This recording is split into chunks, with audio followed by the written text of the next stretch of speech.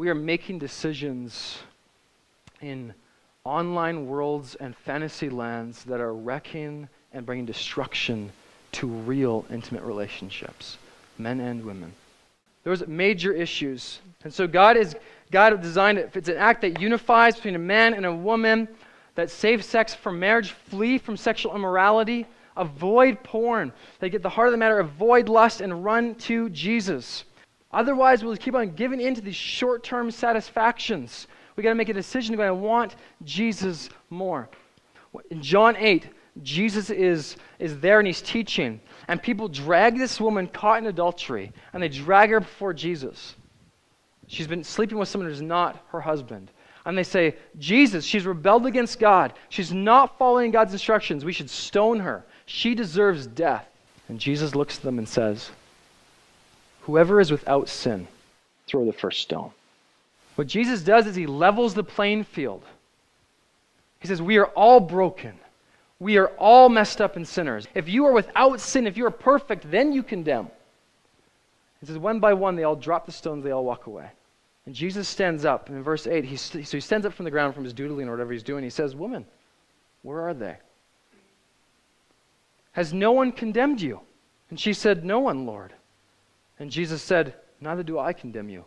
Go and sin no more. Jesus, the one who is without sin. Jesus, the one who has the right to condemn. Jesus, the one who could be the righteous judge. Jesus says, I do not condemn you. Go and sin no more.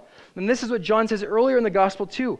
God did not send his son Jesus into the world to condemn the world, but that the world may be saved through him. Maybe you feel that right now. It's like you are brought in the open, like the crowd of conviction, and you feel that. And here is God's heart for you. God loves us, and God is not here to condemn us so we walk in shame.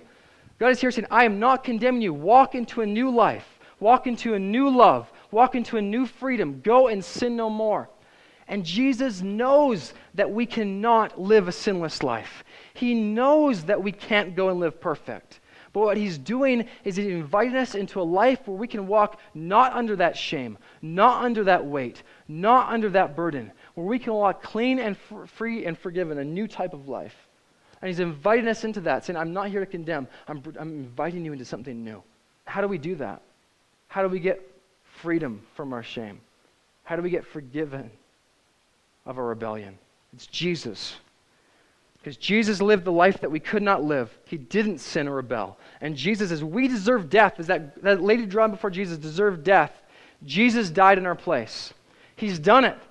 Jesus has died for every lustful fantasy, every act of rebellion, every time in secrecy in the bedroom on the computer. Anything that we can ever think of, Jesus knew it. He knew what you and I would do. And he went to the cross saying, I'm paying the tab, I'm paying the penalty, I'm taking care of it. That is what I'm doing. This is the love of God for you. This is the humility of God for us. Jesus. And so Jesus says, yeah, you can go and sin no more because I've taken care of that for you. So go and walk in freedom from sin and shame.